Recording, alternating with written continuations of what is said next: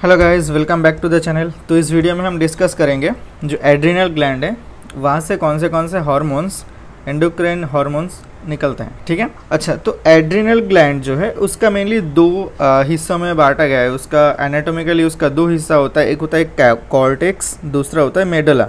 Medulla part बहुत छोटा होता है जो कंट्रीब्यूट करता है 22%, और कॉर्टेक्स पार्ट बहुत बड़ा होता है, वो जो कंट्रीब्यूट करता है 78%।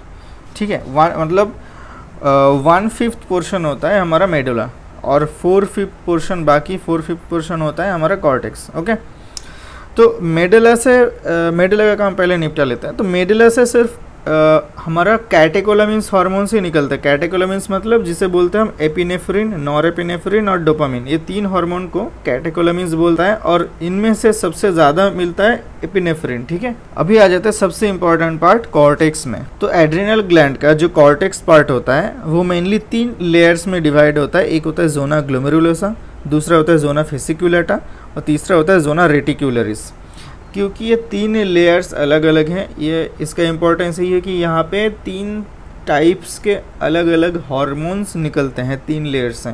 जोना ग्लोमेरुलोसा से मिनरलोकॉर्टिकेट निकलता है जिसका नाम है एल्डोस्टेरॉन। जोना फेसिकुलेटा से कौन सा निकलता है, ग्लूकोकॉर्टिकॉइड मतलब निकलता है जिसको बोलते हैं कॉर्टिसोल। और हमारा जोना रेटिकुलरिस से एड्रिनल एंड्रोजेंस निकलते हैं। ठीक है, जिसे बोलते हैं एड्रिनल एंड्रोजेंस और 6 स्टीरॉयड। और कौन सा हार्मोन होता है वो, dehydroepiandrosterone sulphate, dehydroepiandrosterone sulphate, androstenedione. तो ये सारे हार्मोन्स एड्रिनल कॉर्टेक्स से निकलता है, सीक्रेट होता है। ठीक है। तो यहाँ पे ये जो मेडुला और कॉर्टेक्स 2 हिस्सों में डिवाइड किया गया है। इसमें हमारा हाइपोथैलेमस और पिट्यूटरी का एक बहुत बड़ा रोल होता है। उसका इफ़ेक्ट ये दोनों में अलग अलग होता है। दोनों में अलग अलग क्या मतलब, जो हाइपोथैलेमस पिट्यूटरी एक्सिस है, एड्रिनल एक्सिस है, वो मेडुला पे इफ़ेक्ट नहीं करता, वो सिर्फ एड्रिनल कॉर्टेक्स पे इफ़ेक्ट देता है। ये कॉर्टिकल जो हार्मोन्स है इसका सिक्रेशन हाइपोथैलेमस और पिट्यूटरी के ऊपर डिपेंड करता है। मेडुला का मतलब एड्रिनल मेडुला का जो हार्मोन्स है इसका सिक्रेशन पिट्यूटरी या फिर हाइपोथैलेमस से कंट्रोल्ड नहीं होता है। ठीक है। ओके। अभी यहाँ से ये जो हार्मोन 3 टाइप्स के एल्डोस्टेरॉन, कॉर्टिसोल और 6 स्टेरॉयड हार्मोन मतलब DHEA, dehydroepiandrosterone sulphate, DHEA इसको बोला जाता है, डिहाइड्रो एपी एंड्रोस्टेरॉन सल्फेट। तो ये कॉर्टिकल हार्मोन्स का सिंथेसिस का जो मैप है, मतलब कैसे कौन से टाइप के इन रिएक्शन के थ्रू वो सारे हार्मोन्स निकलते हैं, मतलब प्रोड्यूस होते हैं, उसका एक ओवरव्यू ये है। इतना सारे कॉम्प्लेक्स प्रोसीड्यूर होता है, स्टेप्स होता है, जिसके थ्रू कोलेस्टेरॉल नाम के जो प्रिकर्सर मॉलिक्यूल्स है ये सारे के सारे एल्डोस्टेरॉन, कॉर्टिसोल और ये हमारा टेस्टोस्टेरॉन एंड्रोस्टेनेडायोन और DHEAS मतलब डिहाइड्रो एंड्रोस्टेरॉन सल्फेट, ये सारे प्रोड्यूस हो सकते हैं, जिसका सारे के सारे प्रिकर्सर मॉलिक्यूल है कोलेस्टेरॉल। ओके। ये है हमारा एड्रिनल कॉर्टेक्स सिंथेसिस का प्रोसीजर। अगर यहाँ पे कोई भी एंजाइम मतलब लाइक 17 अल्फा हाइड्रोक्सिलेज या फिर 21 हाइड्रोक्सिलेज, 11 बीटा हाइड्रोक्सिलेज, ये सारे एंजाइम का अगर कोई डेफिशिएंसी हो जाता है तो जो डिजीज़ होता है उसे हम बोलते हैं कॉन्जेनिटल एड्रिनल हाइपरप्लेसिया। जो कंजेनिटली अगर कोई एंजाइम डेफिशिएंसी होने से होता है। ठीक है। तो ये सारे कॉम्प्लेक्स प्रोसीड्यूर में देखो इम्पॉर्टेंट स्टेप्स क्या है। देखिए यहाँ पे कोलेस्टेरॉल से पहले प्रेग्नेनोलोन प्रोड्यूस होता है, उसके बाद प्रोजेस्टेरॉन, उसके बाद उसके बाद कॉर्टिकोस्टेरॉन, उसके बाद एल्डोस्टेरॉन। ये एल्डोस्टेरॉन सिंथेसिस का पाथवे है। ठीक है। यहाँ पे बहुत सारे एंजाइम्स इन्वॉल्व्ड हैं। ठीक है। जहाँ पे 21 हाइड्रोक्सिलेज एक बहुत इंपॉर्टेंट एंजाइम है। ठीक है। ऐसे देखो 17 अल्फा हाइड्रोक्सिलेज चाहिए हमारा कॉर्टिसोल सिंथेसिस के लिए। कॉर्टिसोल सिंथेसिस के लिए इंपॉर्टेंट है ये सारे, ये पाथवे में आने के लिए इंपॉर्टेंट एंजाइम है 17 अल्फा हाइड्रोक्सिलेज।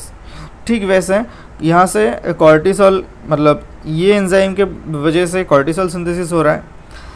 और देखो यहाँ पे 1720 लाइएज ये नाम के जो एंजाइम है, ये एंजाइम चाहिए होता ये हमारा सेक्स स्टेरॉइड प्रोड्यूस करने के लिए, मतलब डिहाइड्रोएपियोस्टेरोन सल्फेट और एंड्रोस्टेनिडाइन, ठीक है।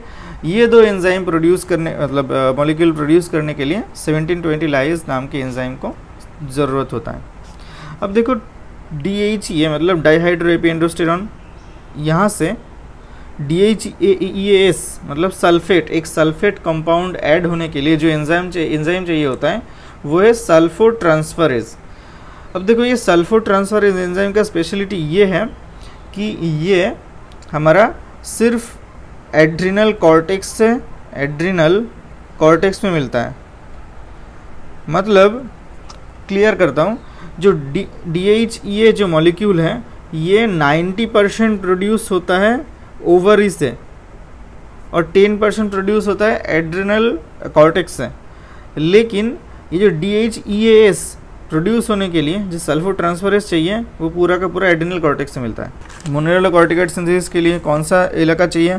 जोना ग्लोमेरुलस, जहाँ पे एल्डोस्टेरोन सिंथेस नाम की एंजाइम मिलता है। ठीक है, ऐसे कॉर्टिसोल भी, ऐसे कॉर्टिसोल प्रोड्यूस होने के लिए उसका मतलब स्पेसिफिक ये जो साइट है ऐसे 17 अल्फा हाइड्रोक्सिलेस, ये भी हमारा स्पेसिफिकली यहाँ पे मिलता है, जोना फैसिकुलेटा में मिलता है। तो साइट स्पेसिफिक है ये सारे एंजाइम्स। अभी इतना सारा कॉर्टेक्स से जो हार्मोन्स प्रोड्यूस होता है इसका कंट्रोल करता है प्रोडक्शन में हाइपोथैलेमस और पिट्यूटरी। पिट्यूटरी को बोला जाता है मास्टर ग्लैंड और हाइपोथैलेमस को बोला जाता है मास्टर ऑफ मास्टर ग्लैंड। कैसे कंट्रोल होता है? देखो, हाइपोथैलेमस से निकलता है CRH और कॉर्टिकोट्रोपिन रिलीजिंग हार्मोन।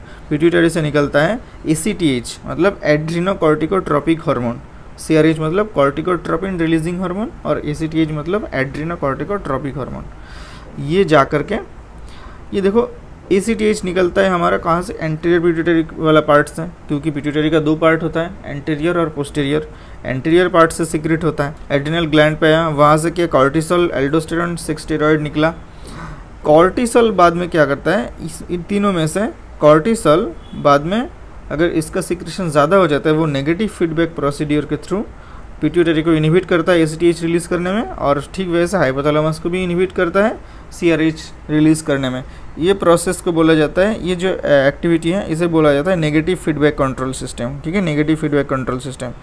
तो यहाँ से हमारा नेगेटिव फीडबैक प्रोसेस के थ्रू और हाइपोथैलेमस, पिट्यूटरी और एड्रिनल जो एक्सिस जो बना ये ठीक तरीके से रेगुलेट होता है। और यहाँ पे क्या देखें कि हाइपोथैलेमस पिट्यूटरी का इफेक्ट सिर्फ एड्रिनल ग्लैंड के कॉर्टिकल हार्मोन्स पे ही है, उसका मेडुला से जो हार्मोन्स निकलता है कैटेकोलेमिन्स वहाँ पे नहीं है। तो कुछ ऐसा है हमारा एड्रिनल ग्लैंड से निकला हुआ हार्मोन्स और उसका रेगुलेशन कुछ थोड़ा बहुत। तो इस वीडियो में उतना ही। आई थिंक आपको समझ में आ गया होगा। मिलते हैं नेक्स्ट वीडियो में। Till then good bye.